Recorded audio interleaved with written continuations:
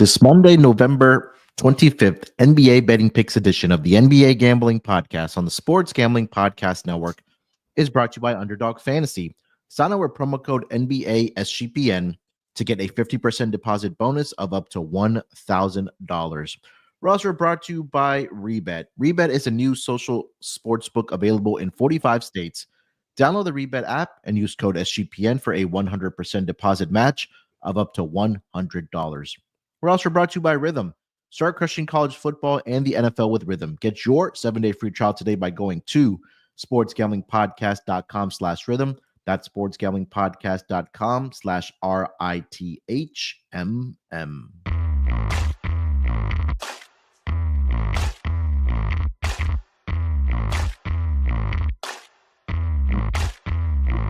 Welcome, everyone, to the NBA Gambling Podcast, part of the Sports Gambling Podcast Network. The final week of the month of November. Getting started here on Monday, of course, with a loaded schedule here in the association. Of course, we'll get to each and every game, side total, maybe a couple props that we like in there as well. But joining me here to help me break everything down happening for this Monday card. You guys know him as the voice of the Tennis Gambling Podcast, WNBA, MLB, and of course here on the NBA Gambling Podcast is Scott Reichel. Scott, what's going on, my man? How you doing? Yeah, doing pretty well. Looking forward to the upcoming week. Should be fun. Of course, you got Thanksgiving football with, well, let's just say a lot of bad quarterbacks playing on that day. So the point is, yeah, NBA should be fun. At college basketball too. So overall, good, I'd say, time period in sports. Looking forward to it. Yeah, should be a fun week. Thanksgiving week, like you mentioned, got college basketball all during the day. That makes the day go by faster, I guess we should say, and have some actionable items that we can get down on during the day as well. But yeah, NBA going along here. We'll be off, of course, on Thursday for Thanksgiving, but you still got football to fill your degenerate needs there. Pretty slow weekend, or not slow weekend, but typical weekend, I should say, we saw in the association over the weekend. Had my eyes watching a couple games, but nothing really too much stood out as far as, I guess, upsets or any big storylines, but did see a very good game between the Timberwolves and the Celtics on Sunday. We did see your Nets continue to be covering machine, especially in the first half and overall in the game as well. They go into Sacramento yesterday, get the outright victory. There'll be an action here tonight as well against the Golden State Warriors. We'll get to that game, of course, as well. But yeah, anything stick out to you over the weekend, Scott, before we do get into the games? Well, starting off with yesterday's action, I mean, the Nets look good. Cam Thomas had a monster game. I know he kind of got injured late, but he finished the game, so he should be fine.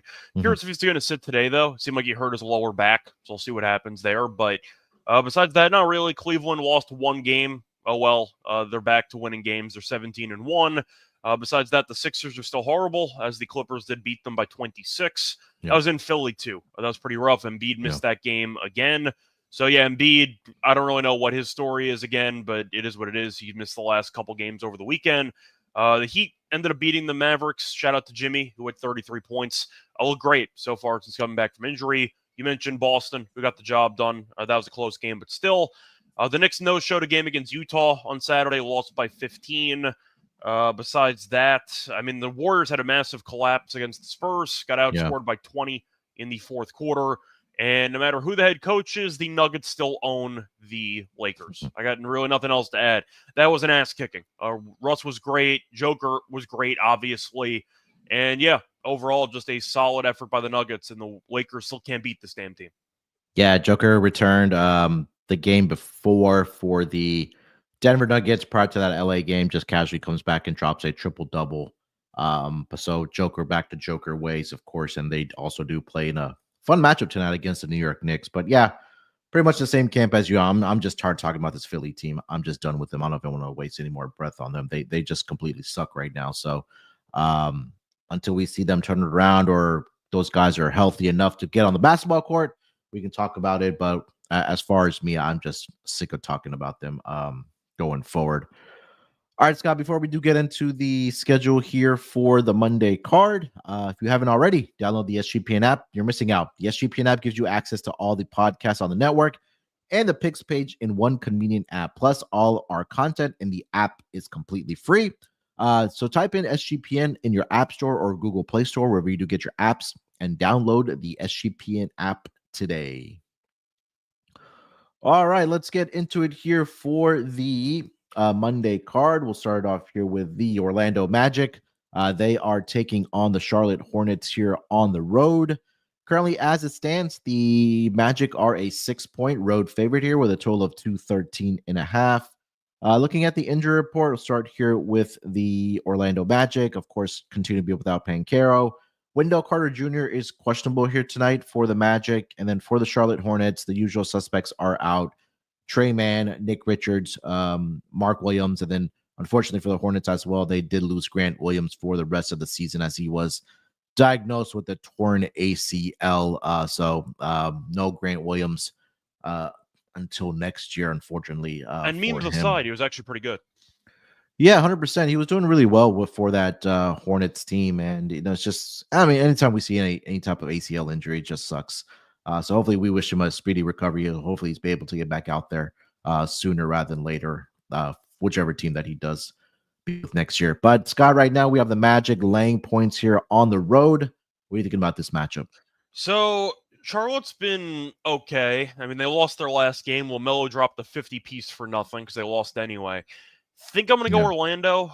They are the healthier team after all. You're looking at the Charlotte missing a bunch of guys. Charlotte is going to be without, I mean, you mentioned basically half the starters on this team. Other centers are a concern. They have Diabate, who's basically a 6'9" forward who is, once again, doing pretty well so far. Not a big offensive player, though. He's averaging just 3.4 points per game.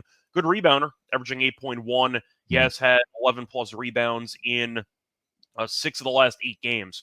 So if you want Diabate rebounds, maybe that's an option, but I'm not sure how Charlotte's going to consistently score. They need LaMelo to have monster games, and even when that happens, they still aren't guaranteed to win. Orlando's had Franz, who's emerged as being a potential, I don't want to call him a 1B to Paolo, because it sounds disrespectful to Paolo, but he's gone up a level. I'll put it that way. Franz might be an all-star. Like, he's been really, really good, especially since Paolo got injured, and they've been winning. They went into LA, beat the Lakers. Franz had the massive stat line. AD choked some free throws, but a win in LA is a win. So a nice win there. Came back out, beat Detroit. I know Detroit's without Cade. We'll mention them in a little while. But Orlando's been winning games. Like, this team is starting to piece together their identity again. They play great defense. Charlotte really does not have much scoring depth. Grant was actually averaging double-digit points, as crazy as that sounds. There aren't many guys. I mean, you're going down the actual line. Brandon Miller's been very solid. I think that that's definitely a bright spot for this team. But LaMelo, Brandon Miller, and then you got Josh Green. And once again, Josh Green's more of a role player. And then you have Diabate, who can't really score. And you have Salaun, who's the other power forward they have on the team. But they're extremely shorthanded. Orlando's been a pretty solid team in the paint anyway. But I think I got to go Orlando. Yes, I know they're better at home than on the road by a wide margin. But Charlotte wasted a 50-piece by LaMelo. I don't really trust their defense on a consistent basis. And offensively, they are pretty, I'd say, two-dimensional with, I would say, pretty over-reliant on 2 guys. So I like the fact that Orlando can throw some defensive looks that might trouble at least one of them. I'll go with Orlando. I just think Charlotte's lacking that scoring punch that should help them get through this elite defense. Yeah, I think my more fair play is going to be on the total in this game, the under 213.5. Orlando's been very profitable towards the under in their road games, dating back to last season when they are a favorite. That last season and including this season, they're 10-7 towards the under as an away favorite. It's around close to 60%. And just in their road games in general, it levels off a little bit, but this season it's been a very profitable angle in their road games there. Like you mentioned, the defense.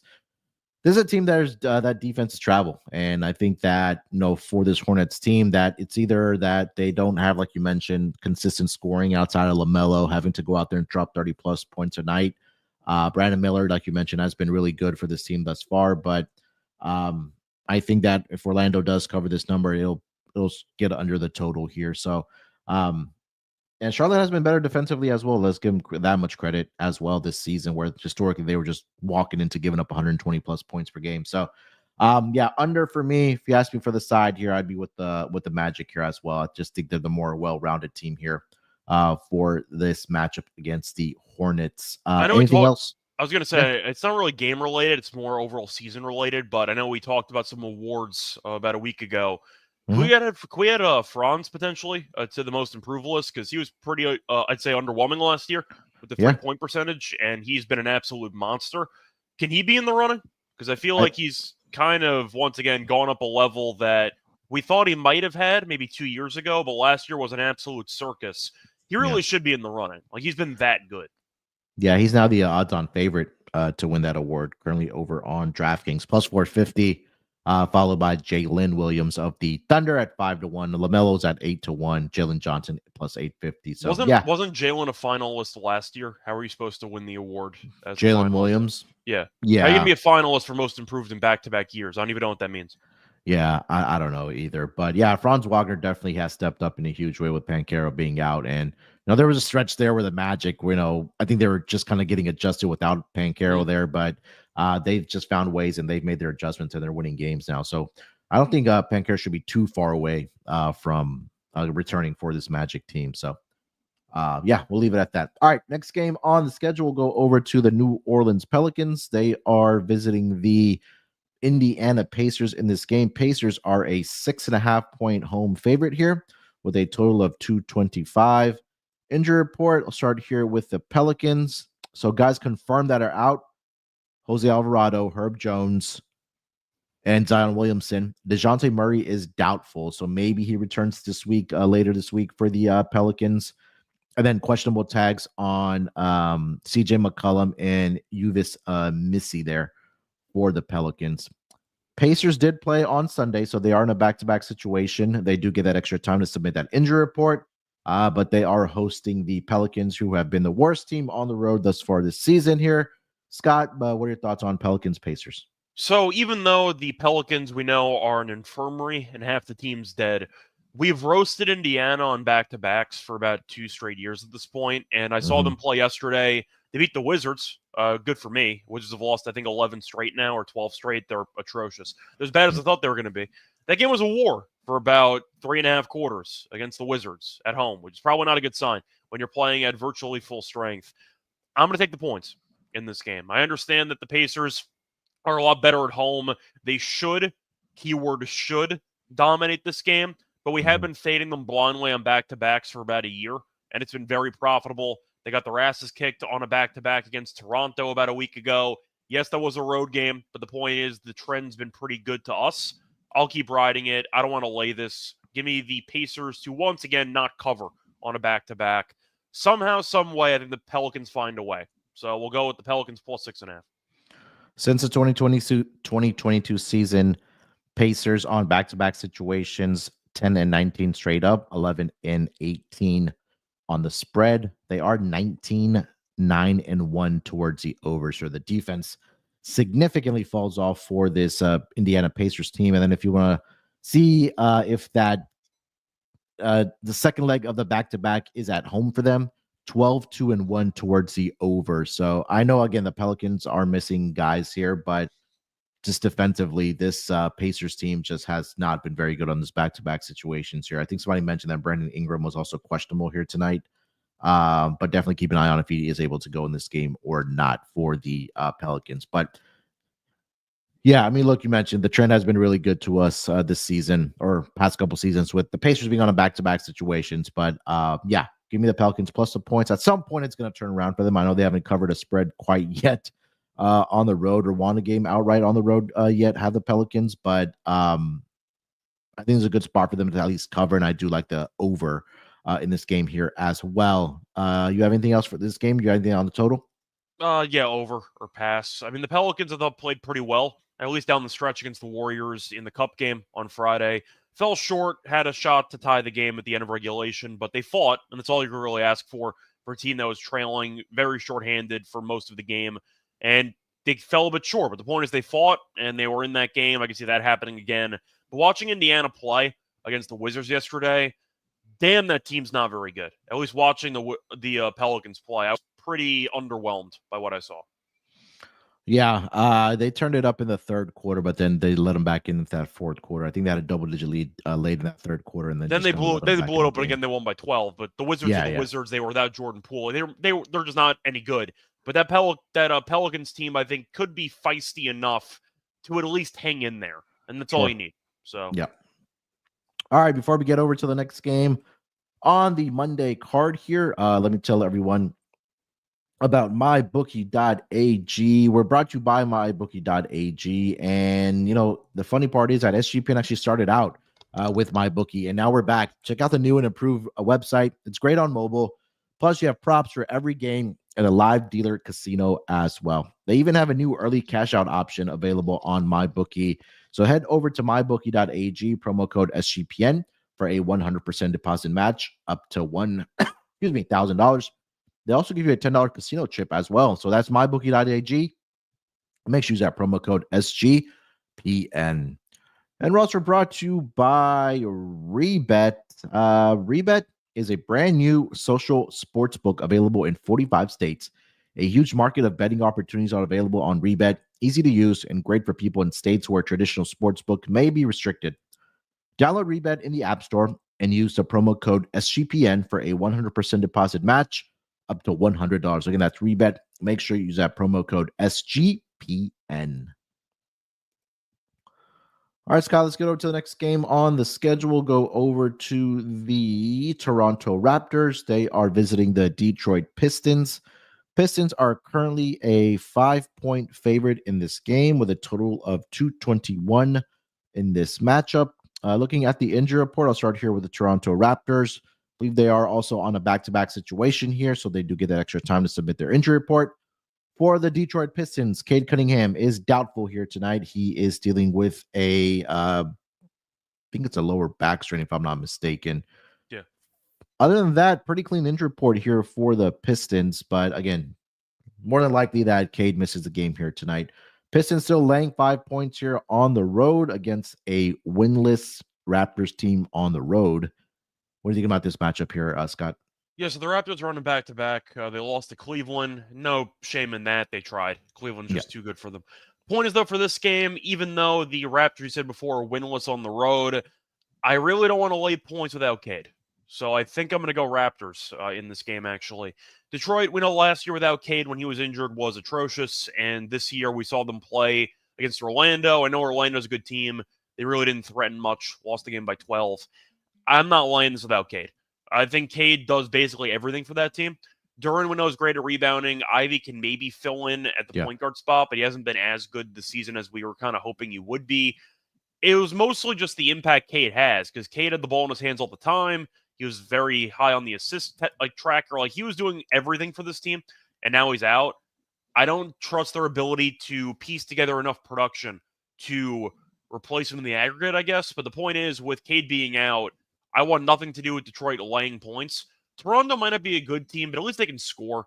Pirtle's had a great season so far. Barrett's had some very, very solid games. Quickly still been injured, but the point is I think that Toronto can be decent enough to keep the game close. I'm going to go with Toronto here. I think Toronto is feisty to potentially win this game. I think that they got a shot at it, but without Cade, I really don't want to lay points with Detroit. It's that simple to me. I'll go with the Raptors to potentially get the job done outright, but I'll go with the +5.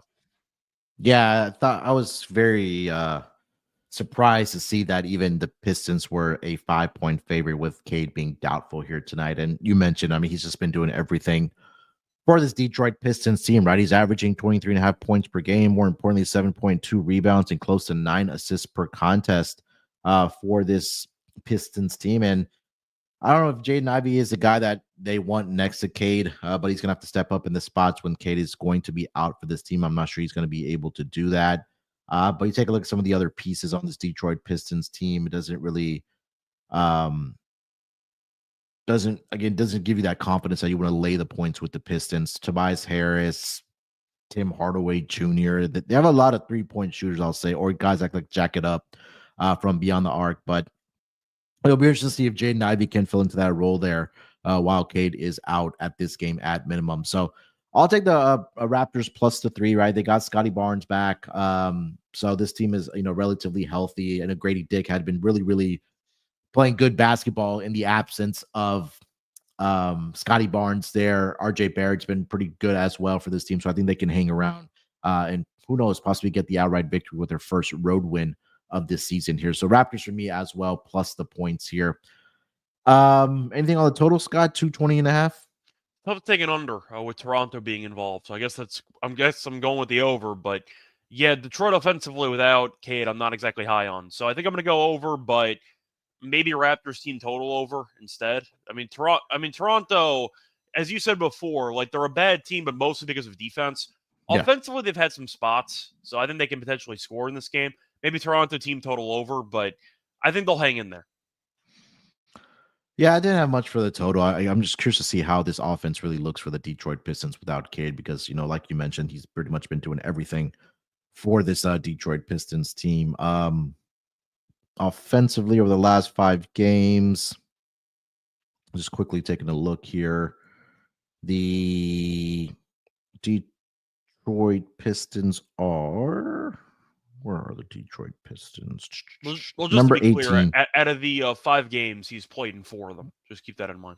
Yeah, and they're still number 18 only offensively, rating wise. So I think that would take a dip. And right above them are the Toronto Raptors, but that was also without Scotty Barnes here.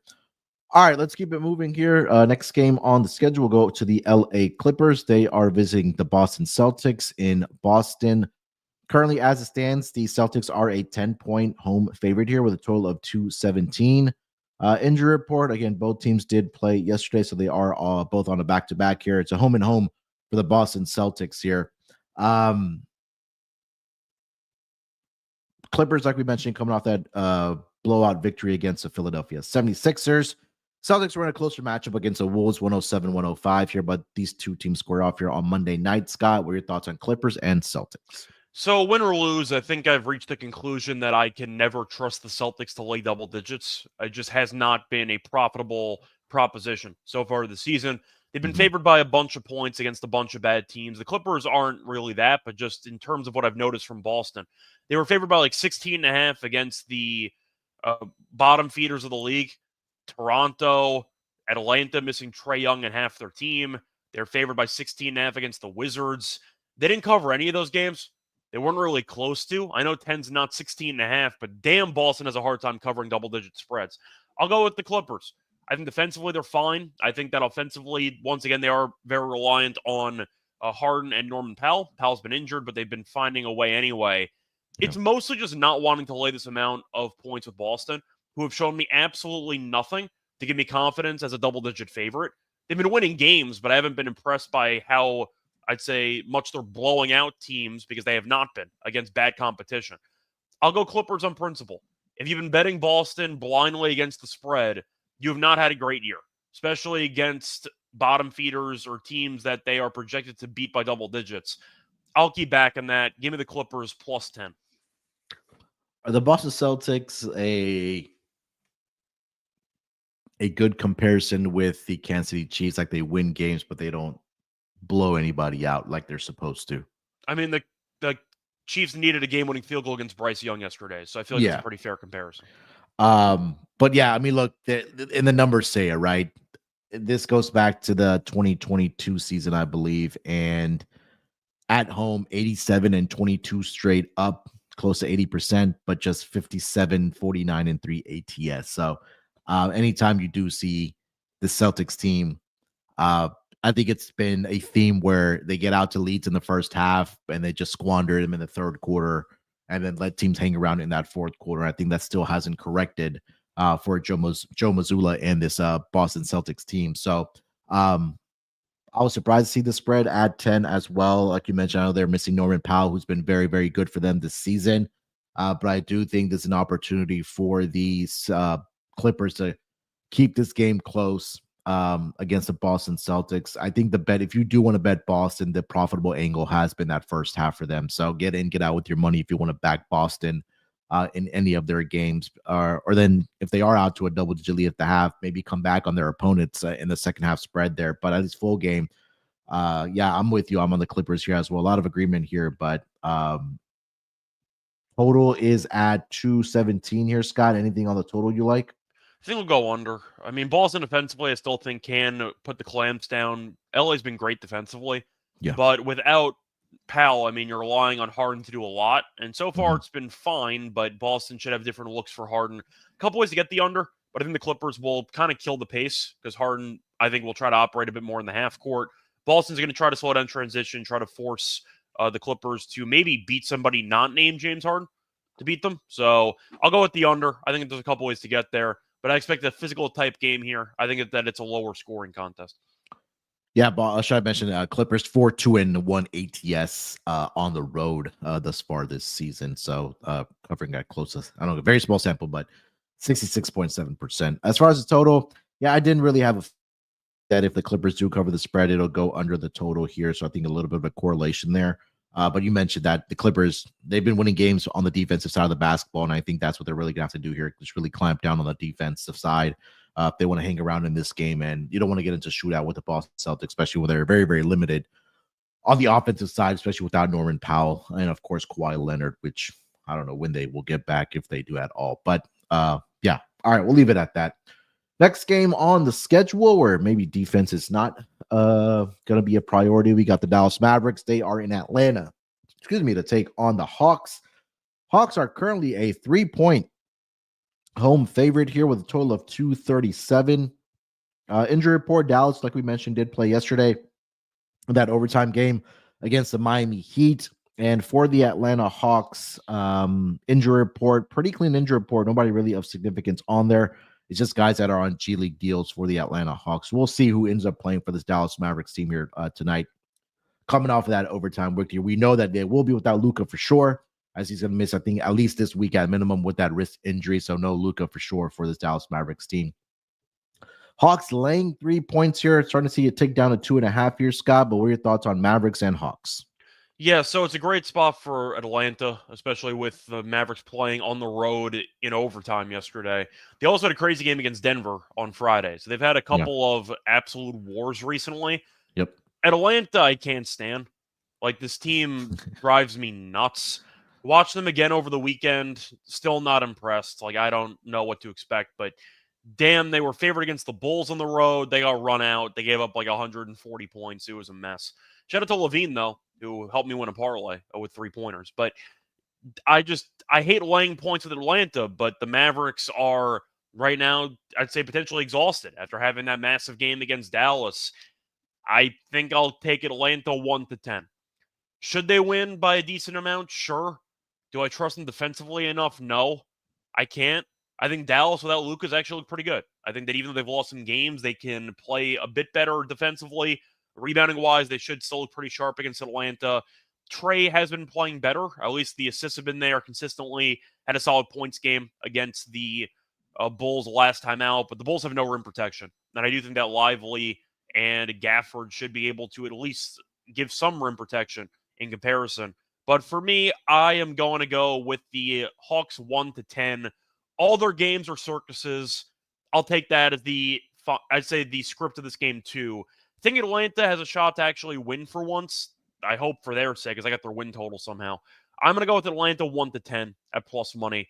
They'll win, but they're incapable of blowing teams out because they can't stop anybody. So give me Atlanta 1-10.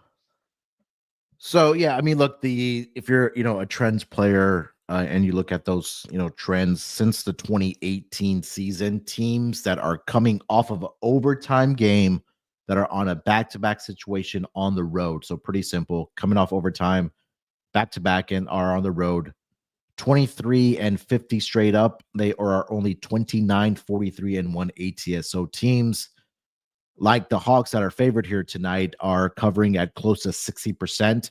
The over is also a very profitable trend at 47-26 in that span. And just this season alone, teams in that situation like the Hawks they are 4-2 ATS. So now without Luka, maybe more guys here tonight. We'll see once the injuries do pop up for this Dallas Mavericks team. I should say the injury report. God, it's just a scary proposition with this Hawks team laying points. So I do like the over. I'll say that much. I think that, we talked a lot about how bad this Hawks defense has been.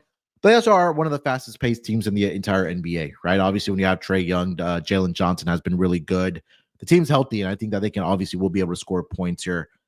Maybe pull away in the second half just because maybe the Dallas Mavericks may have tired legs coming off that overtime game in a back-to-back situation. But I do like the over. It is a big number, 237, but I do think that this gets up and over the number here. Scott, do you have anything on the total? Yeah, it's over a pass. Atlanta doesn't stop anybody. They don't try to, and I think they're going to push pace. Dallas without Luka, I think we'll push some pace too, but I think you're looking at a pretty high scoring game, so I don't mind the over. All right, before we get over to the next game on the schedule, let me tell everyone about our friends over at Underdog Fantasy. Underdog Pick'em has one of the biggest menus for all sports: NFL, college football, college basketball, MMA, NBA, NASCAR, and more.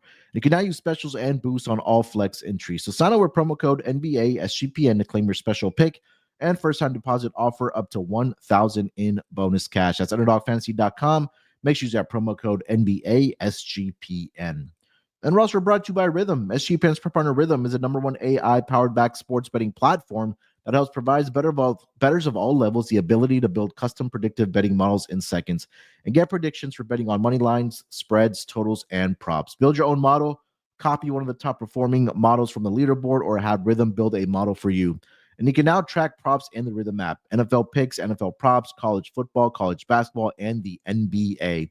Rhythm has it all. Claim your 7-day free trial today by going to sportsgamblingpodcast.com/rhythm.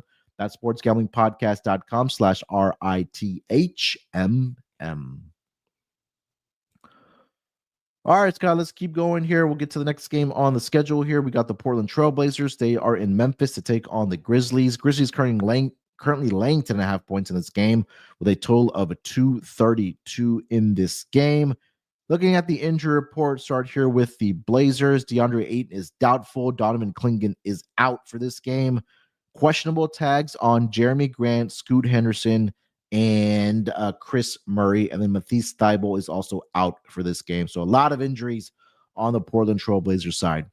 For the Memphis Grizzlies, guys that are officially out are Zach Edey, Gigi Jackson, and Vince Williams Jr.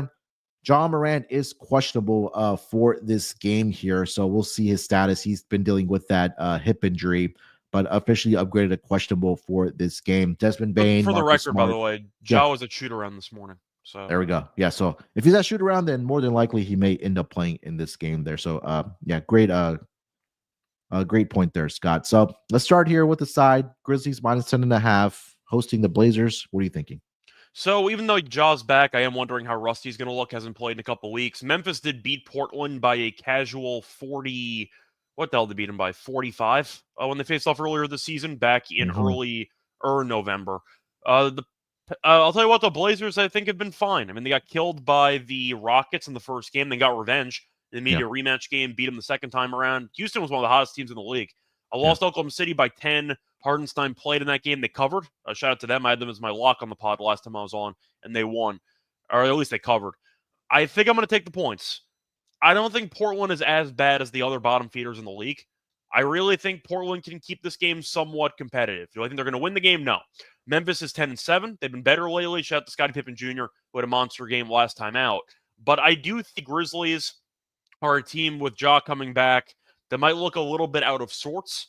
Maybe in general, until Ja gets reacclimated back in the offense and until he looks potentially not rusty out there. It's a lot of points to be laying when you're getting a pretty big focal point of your offense back who might have to shoot his way back on track. Portland's been feisty. I don't think this team's great, but you look at the roster, even with the injuries they have, they've been competitive against some pretty good teams. So I'll go with Portland plus 10.5. I think they'll lose, so I don't mind Memphis 1-10. But I think that Portland can keep this game respectable. Give me Portland plus the points. Yeah, I think the only part that does concern me is who is actually going to be out there for this Portland team because of all the questionable tags. I'm just going back and looking at that game between the Rockets and the last one that they did win. So you're going to be having to rely on Simons, Shaden Sharp, which isn't too bad. Dominic Kling in that game. He had 19 rebounds, 0 points. Yeah, 26 minutes, 19 rebounds. Denny Avdia coming off of the bench there as well. Uh, yeah, as much as I want to lay it here with the Grizzlies,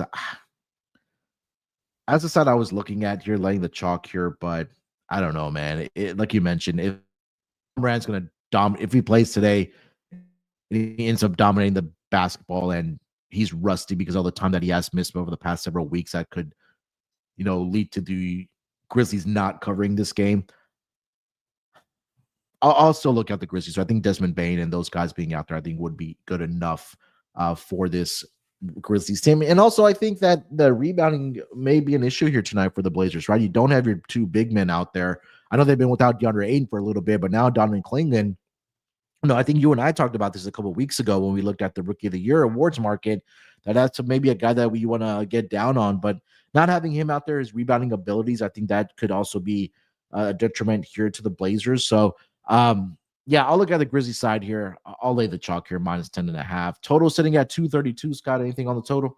I'm really not sure about the total because Portland, Clingan gives you rim protection. They still have Time Lord, who's their only center left. So we'll see what they're going to do tonight. But Memphis had a massive, I'd say, scoring game against Chicago. Chicago is using Zach LaVine at power forward. So I kind of have to toss the game out. I don't know what the hell they were doing. That game ended up landing in the 270s. They've been a good defensive team for the most part. I think I probably would consider the under, but I really don't have much on the total. I think it's a really high number, though, at 232.5. I'd probably consider the under, but I'm also thinking if it's going to be a lower scoring game, Portland has a better chance to cover. So I think it's kind of correlated. So Yeah. I'll go with Portland in the under. I'm not going to bet the total, though. I have no interest. Yeah, I didn't have much for the total here as well. I will be curious for a Robert Williams Time Lord rebounding prop in this game because he's only big man like we talked about. But also the part of it is that how many minutes is he really going to be out there, because I think they're being extra cautious with him. The most that he has played has been 25 minutes, which was against the T-Wolves. He did have 19 points, 9 rebounds in that game, and then 25 against the Hawks as well. 14 points, 8 rebounds in that game as well. So I'll be curious to see what that rebounding prop does come out for Robert Williams once it is available. Anything else for this game? No, not really. I'm probably not going to bet this game because there's too much uncertainty regarding Job. But Yeah. I think Portland, once again, is not a good team. Yes, they are shorthanded, but I think this team isn't as bad as some people think. All right, next game on the board may be the game of the night here. We got the New York Knicks. They are in the Mile High City to take on the Denver Nuggets. Denver currently laying 4 points here at home with a total of 232. Injury report for both of these teams. Start here with the New York Knicks. Precious Achiuwa continues to be out, as well as Mitchell Robinson. Miles McBride and Karl Anthony Towns are both questionable here tonight for the New York Knicks. For the Denver Nuggets side of things, Aaron Gordon continues to be out, and Peyton Watson is probable. So the only the confirmed out piece is going to be Aaron Gordon. But other than that, everybody is healthy for this Denver Nuggets team. Denver laying 4 points here at home against the New York Knicks here, Scott. What are you thinking about this game? Yeah, so we know that Joker's been a lunatic. He'd be my vote for MVP. I think he'd be most people's votes for MVP at this point. I mean, he's been insane. For the Knicks, they no-showed the game against Utah. Probably look at against Joker, if I'm being honest, but they were abysmal in that game. Utah kind of smacked them. I understand why Denver's favored. The question is, do you think Cat is in foul trouble in the first, 5 minutes of this game? Because Cat should give Joker problems defensively, because Cat can space the floor. It'll open up stuff for Brunson and company. They've been good offensively, underwhelming defensively, which is why the Knicks, I don't want to say have lost their identity, but it feels like with a Tibbs team, they don't feel like a Tibbs team, if that makes sense to you. The defense has not been impressive at all. Right. But I think Cat's floor spacing can give Denver problems. It did in the playoffs when he was with Minnesota. Mm-hmm. Do I really want to lay 4 with Denver? Because Joker, that's the problem you run into. Because if you end up betting the Knicks and you look up and Joker's got 32, 15, and 10, you're going to feel like an idiot. Because it probably is going to happen in this game. But I think I am going to go Knicks. I really don't want to lay this with Denver. Am I supposed to be impressed that Denver had a monster game from Joker and they still lost to Dallas at home? Am I supposed to be impressed by that? Not really. No. Najee Marshall killed them. You're looking at Luka didn't play, and they still lost the game. They got killed in the boards by P.J. Washington. I think for the Knicks, I will chalk up the last game to a pure look-ahead spot. They thought they'd beat Utah easily. Utah came out and smacked them at home. It is what it is. I think the Knicks will give a better effort in this game. I don't want to lay 4 to a team that just lost to Dallas with no Luka at home. Give me the Knicks +4. Yeah, and I think the concerning part for this Knicks team has been on the defensive side because I mean, when we came into the season, and in particular myself, I thought the Knicks would be one of the second best or best defensive team just because they have the guys on the perimeter that can really guard the opposing team. Best players, I should say. But right now, at least over the last 5 games, they have improved, but they're still bottom 8 when it comes to defensive rating for this New York Knicks team. Meanwhile, Denver over the last 5 games, they've been having to play defense without Joker. They're top 7. And I think both teams offensively should have success in this game. New York continues to be really good on the offensive side. Number 2 as far as offensive rating goes over the last 5 games, just trailing the Cleveland Cavaliers and right in front of the Boston Celtics. So, and we've seen what those offenses have been able to do this season between the Cavs and the Celtics. So until I see this Knicks team start playing defense, I'm not sure that I can really back them. I think you mentioned it that Joker does have a huge game here tonight. I think that's a possibility that Cat does get into foul trouble trying to guard Joker.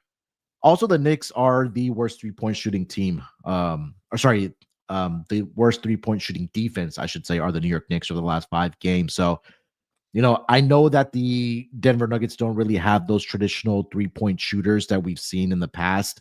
But if Jamal Murray, Michael Porter Jr., even Joker has been able to knock down 3-point shots, if they're able to knock down their 3-point shots, I have to tonight, throw in Russ too, by the way, because he's randomly been good from 3 for the last couple of weeks. Yeah, Russ. He's been hitting some 3-pointers this season. I got to mention it. He's been pretty good for them. I know he got out to that slow start. I think he was just trying to find his ways. But he's been really good for them coming off of the bench, and especially in the absence of Joker when he was out, for the birth of his second child there. But yeah, it seems like this Denver Nuggets team is starting to come together. I'll back them here at home, -4. I also do like the over in this game here, Scott. I do think we'll see pace. Until I see the Knicks start playing some type of defense, I really can take an under with them shockingly. But offensively, they've been great, like I mentioned. So, yeah, I'll take the over. You have anything on the total? Yeah, I'm with you on the over. Once again, I feel like a lot of this line might be based on Denver beating the crap out of the Lakers over the weekend. But my question for you is, does that win mean anything when you've owned that team for about 3 straight years? It's like, yeah, nice win. You killed the Lakers. You won by like 25 in crypto arena, but you've won basically every meeting against them for the last 3 years. I really don't know if that matters at all. No, it was just practice for them. I mean, Westbrook has been great, though. He had a double-double off the bench. He did. Had a triple-double earlier last week. He's been really, really good. I got to give him props for that. Yeah. Might have a shot at 6th man of the year, actually. As crazy as that sounds, like he's been really good. But once again, I do wonder if the 3-point numbers will be able to remain this high, or if this is just the peak of the 3-point mountain, and it's going to eventually regress back down based on his overall career numbers. But Denver's starting to come together. You are right. So maybe that is why they're favored. But once again, I saw them lose to Dallas a couple days ago, and Dallas without Luka, I think we'd agree, is worse than Dallas with Luka. So I think I'll go with Knicks, but I like the over in this game. I don't trust either team to guard anybody. Fair enough. All right, let's get over to the next game on the schedule. We've got the Brooklyn Nets, fresh off of their victory on Sunday night against the Sacramento Kings. They are traveling to the Bay Area to take on the Golden State Warriors. Warriors currently laying 12.5 points in this game with a total of 223.5. Looking at the injury report for both of these teams, Brooklyn does get that extra time to submit it, but I do know that Ben Simmons will be out for this game because they came out before the game on Sunday, said that he'll play on Sunday and he will be out on Monday. So no Ben Simmons for sure. For the Golden State Warriors, only questionable tag is going to be Jonathan Kuminga. He is dealing with a illness is the official designation. But other than that, everybody is good to go for this Golden State Warriors team. Warriors, like you mentioned earlier, Scott, coming off of the clunker in that fourth quarter against the San Antonio Spurs. I mean, even a clunker's being generous, by the way, because they were up a double digits. They got their asses kicked. In that I think they scored like 13 points in that fourth quarter. I think 33 to 13. They also choked away the fourth quarter against New Orleans on Friday, but they held on barely to win. They've had a hard time closing games lately. Yeah, so they are laying 12.5 points here on their home floor, hosting the Brooklyn Nets. What are your thoughts? Yeah, so Schroeder didn't play yesterday. I do want to point out that Clowney was great from 3. He got injured. They helped him off the court. He rolled his ankle. So the Nets have basically no centers because Ben Simmons was playing center. He's out. Clowney's not going to play. He rolled his ankle, looked pretty rough. He's going to be out too. So you're looking at Claxton and basically nobody else. I believe they were trying to use Watford as like their de facto center down the stretch for a bit. So yeah, I have questions about how the Nets are going to rebound in this game, which could be a bit of a problem. Schroeder might give them the offensive boost they need because he was out last game. I know Cam Thomas hurt his back, was able to finish the game out. He had 30-plus points. He had a monster game against Sacramento. It's really tricky because it's a great spot for Golden State because they were off of a really bad fourth quarter.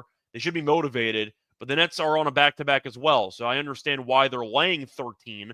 However, I do think Golden State, until I see them actually remember how to play in the fourth quarter, I don't want to lay this with this team. I'd rather take Golden State first half. The Nets have been feisty. They've been able to hang in there for most of the season. I warned people that they would be better than people think. I didn't think they'd be this good. I'll tell you that much. Shout out to Jordy Fernandez, done a great job with this team. But yeah. I do think with the Nets having no center, it's going to hurt them early on. I like the Warriors first half, but damn, they've been atrocious in the fourth quarter lately. I have a hard time trusting them late. I think I'd rather wait for Golden State to go up by double digits, live bet the Nets, try to get a good number. I'm kind of caught in the middle, but I think I actually am going to go Warriors 1-10. I think they'll win the game. I don't see them blowing them out. I think the Nets will find a way to keep the game close. But I do think the Nets will be able to keep the game somewhat competitive because Golden State, for whatever reason, has been abysmal at closing games lately. So I really can't make that argument for Golden State laying 12.5. I see Josh mentioning the Nets can't cover against Western teams. They've been very good against West teams, actually, outright. I got to pull up the numbers here, but they have a winning record against the West this season. I believe they're 4-2. I think they're 4-2 against the West. Yeah, I mean, they beat the Kings. They beat the Pelicans. That's 2-0. Just going on the line, they beat the Grizzlies twice. 4-1 straight up, 5-0 ATS. Yeah, you said 5-0 ATS? Yep, against Western Conference teams this season. They've been good against the West. 5-0 ATS speaks for itself. Like, they've actually been pretty good in these spots. I think 12.5's a lot against a feisty team. It's a questionable spot. I get it. Schroeder, though, might be back in the lineup, which might help. Yeah. But can you explain to me what's happening with Golden State? Because it feels like they forgot to play basketball for the last 12 minutes of games, especially the last week. I don't really understand why, but the team just had a hard time of keeping their mental focus, I guess. Like, can you explain it to me? I really couldn't tell you. I don't know. It's maybe, I don't know. I don't want to say rotations because I know they've been going 11, 12 deep. I think it's a point where you get to that fourth quarter, and I think that's where a spot where Curry just has to take over and, shut the door on these teams. And, if you're relying on some of these other players, I mean, look, they have been really good for this Warriors team. The early part of their success has been because of the depth. But Andrew Wiggins, I don't think we've talked about that enough, how good he's been after missing all that time for personal reasons last season.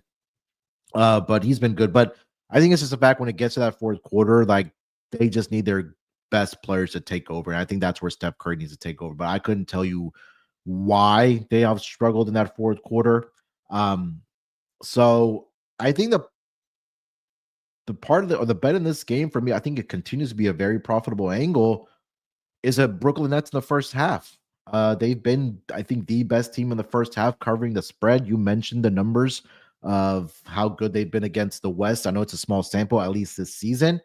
And just frankly, like you mentioned on that coaching upgrade with Jordy Fernandez as a head coach here, I think has been phenomenal for this Brooklyn Nets team, and they've been playing good basketball. So I'll take the Nets in the first half. I think they keep it competitive. The one thing that I did notice about this Nets team over the past 5 games that they have been one of the worst defenses in that third quarter. So if you like the Nets, play them in the first half. If you see them, keeping it close or maybe possibly have the lead at the half, I think then you come back on that typical Warriors third quarter in this spot. But I will be betting the Nets first half in this game for the Brooklyn Nets.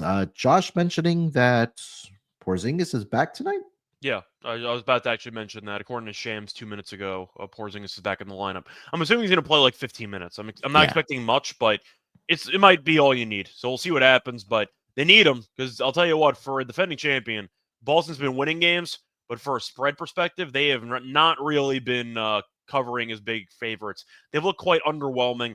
They need the rim presence, and we know that Porzingis will help with that. So, yeah, I think that Boston might potentially go on a potential winning streak here for the next week or two. Yeah, we'll see how he looks coming back here for this Boston Celtics team. And then since we're on the injury front here, we did get some news about the Pelicans. Should have looked at it when we were talking about this team, but DeJounte Murray officially out. Missy is now probable.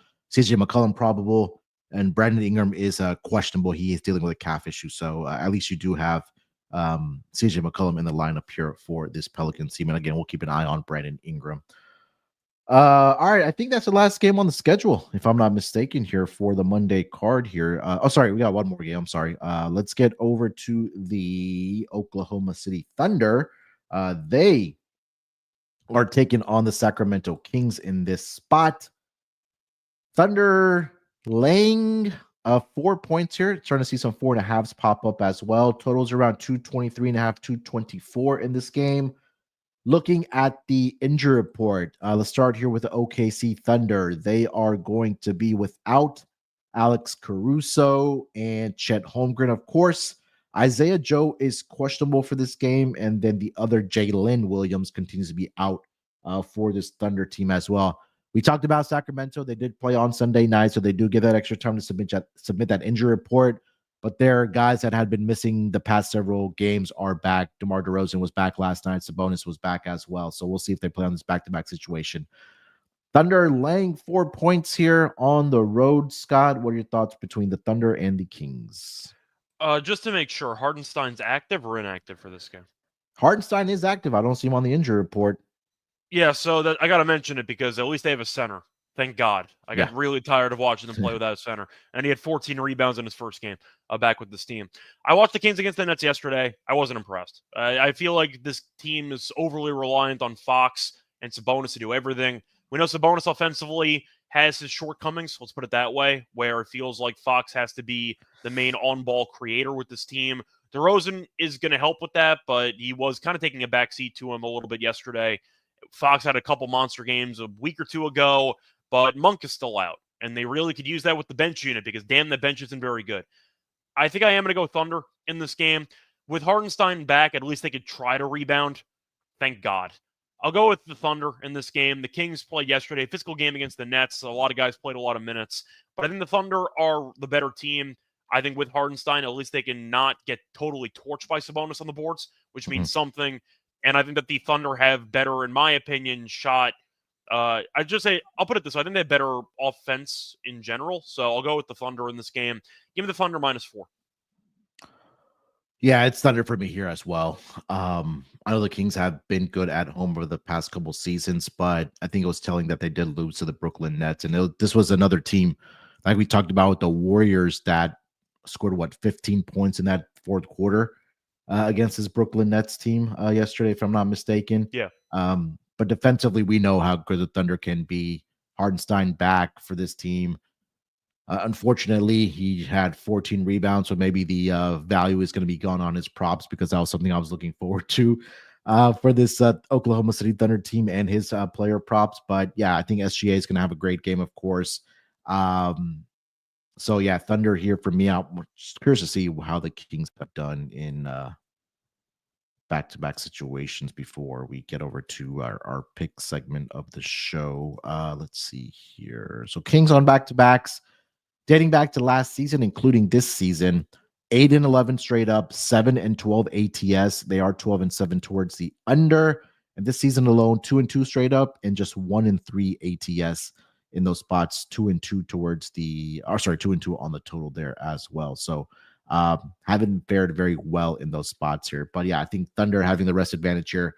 I will take that to the bank here.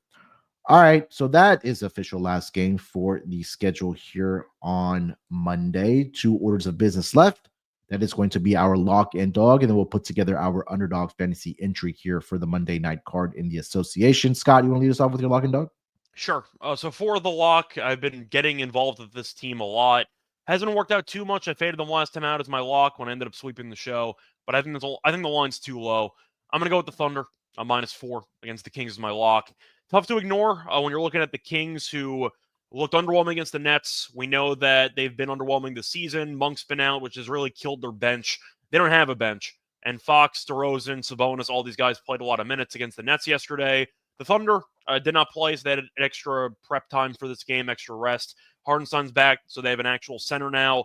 Played 29 minutes in his first game, so they didn't exactly ease him back. I think he might play 30 plus in this game. But I do think that with the lack of, you could say, size for Oklahoma City's bench, not as big of a deal, because what do the Kings have as their backup center? They have Trey Lyles. There's not much either. So once again, I think that the Thunder have the defensive, I'd say, identity to potentially shut down or at least limit Fox and company. I don't think the Kings are that good this season. I feel like the Thunder are a team that, once again, have not been great for me, but I was trying to back them when they didn't have a center, which was my fault. I think with Hartenstein back, they can at least regain some rim protection. They can regain some rebounding. And I do think with Shea and with Jalen Williams, who's been a monster so far this season, they have enough scoring power to get the job done. But they just gave up 34 to Cam Thomas yesterday. Cam Johnson continued to shoot the ball well. Wasn't impressed by Sacramento. And offensively, they scored 103 against the Nets, which is concerning. I'm going to go with Oklahoma City -4 in this game as my lock. For my dog, this is kind of an interesting one because I think there are a couple of options that I think are intriguing. I'm not going to go with the Knicks. I thought about it, but I really do think Joker might kill this team, which is scaring me off. So instead, I think I am going to go with the Raptors on the money line at +180. Said before, I know it's a dangerous idea on a back-to-back, but they hung in there against Cleveland for about three quarters. I mean, Ty Jerome went nuts. It is what it is. But I think you're looking at a spot where the Raptors can be feisty in the right occasion. I think this is the right occasion. Detroit's played one game without Cade. They lost by double digits to Orlando. We know that we saw them play a lot without Cade. They were the worst team in the league.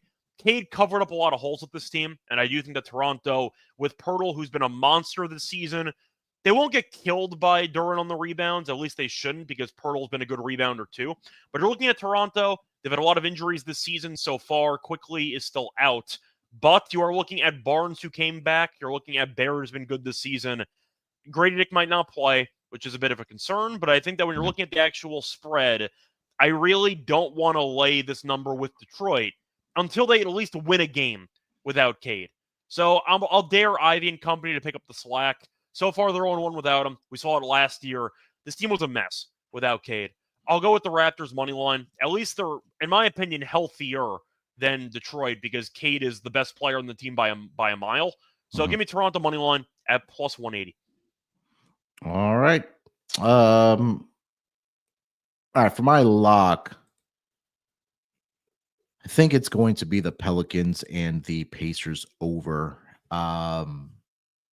I know the argument and the pushback will be that the Pelicans on the road have not been very good offensively, but their entire team has just been on the injury report. You do get some guys back.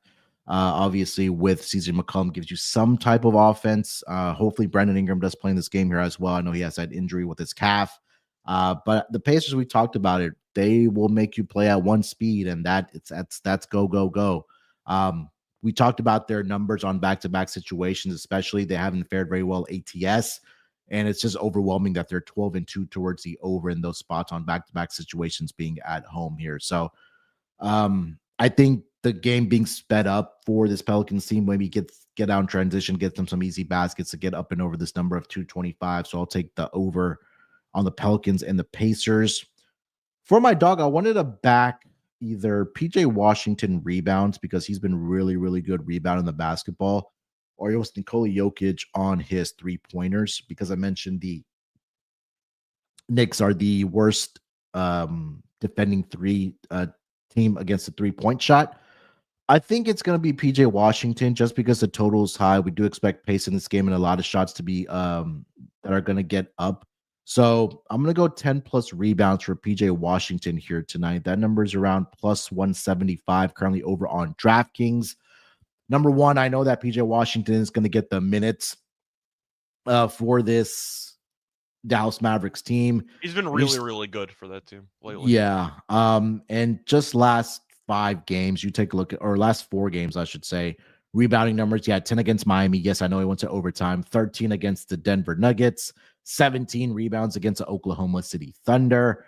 So I think that he's going to continue, again, playing well. If you want to play the double-double, couldn't talk you off of that either. But I'm just going to isolate the rebounds in this game here for PJ Washington. 10+ Rebounds at plus 175 currently over on DraftKings. I also do like a Jokic over 1.5 3-pointers made at plus 130 as well. So I'll be betting that one here tonight for Nikola Jokic. It's triple double. Definitely shop around, but DraftKings has plus 110 for Jokic for his triple double here tonight.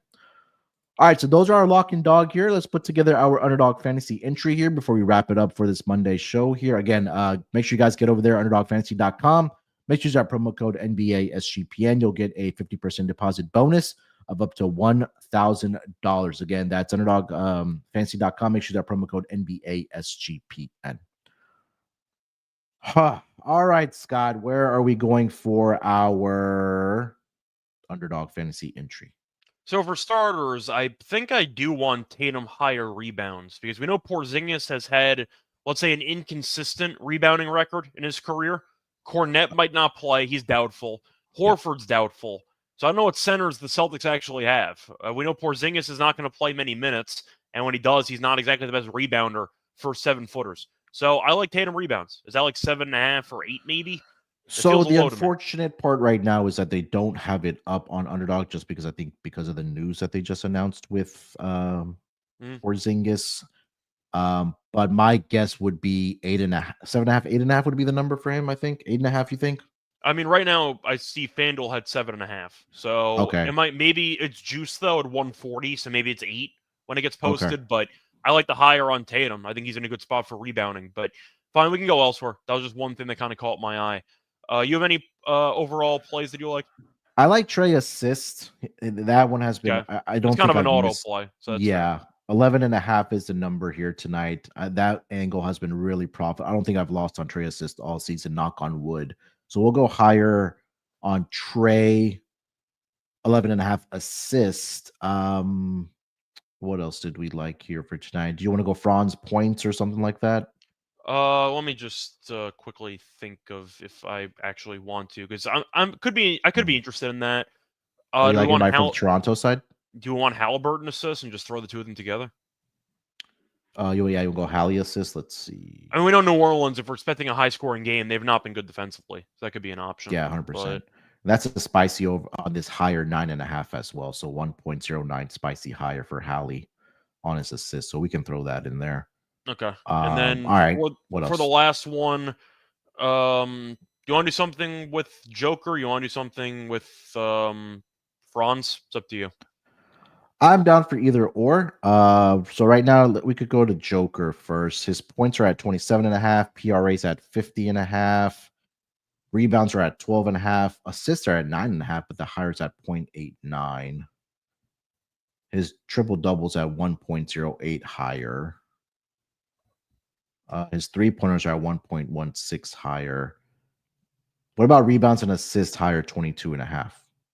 It's such a massive number. I can't disagree with it because he's an absolute savage. Like I can't go against it. That's just absurd. Or rebounds is at 12.5. Unless the question is you want points because you think Joker's just going to dominate Cat and the Knicks have no answers. So yeah, I mean, if he gets into foul trouble, it's going to be a long night for the Knicks. You want to do PRA? Just expect a monster game and go from there. Yeah, we'll take the 50.5. All right. So we'll go that with our entry here for tonight. We've got Trae Young higher, 11.5 assist. We'll go Hallie higher, 9.5 assist as well. And then we'll go Jokic, PRA higher, 50.5 for our entry here for tonight. That's a 6.54x entry here for tonight. So every $10 that you do put into that entry, you'll get a return of $65.40 if all three of those indeed do come to the window for us. Again, make sure you get over there, underdogfantasy.com. Make sure you use our promo code NBASGPN. First time deposit offer up to 50% deposit bonus offer up to $1,000. But Underdog Fantasy, again, we've been doing really well with those, so come join the fun with us. All right, that's going to do it here for this edition of the NBA Gambling Podcast on the Sports Gambling Podcast Network. Scott, anything else you want to mention before we get out of here? Not really. Once again, we swept the last episode, won the Underdog entry with Terrell too. So a great episode there. 22.5 RA. Joker's just in his own league right now. That's all I have to say. Yeah, 100%. That's gonna be a fun game to watch here tonight. So my eyes will definitely be glued to that game between the Knicks and the Denver Nuggets. So should be a fun night of hoops. Make sure you guys follow Scott over on the Twitter machine at Reichel Radio. You can follow me there as well at SportsNerd824. The march to 5,000 subscribers continues here for the NBA Gambling Podcast YouTube channel. So if you have already subscribed, thank you so much. If you haven't already, please do so. And if you have, just tell a friend to tell a friend to tell a friend. Come join the party here every single day, at least Monday through Friday. I think once the calendar year turns to 2025, we may work in some weekend episodes, but stay tuned for us or with that, and we'll keep you guys posted. And of course, if you haven't already left us a rating and review, whether it's on Spotify, Apple, we would greatly appreciate if you guys can do that for us. All right, we'll be back tomorrow for the Tuesday games in some form or fashion with the rotation of our host. Till then, good luck with your bets. Let's break these books off and always remember to let it ride. Basketball, gimme, gimme, gimme.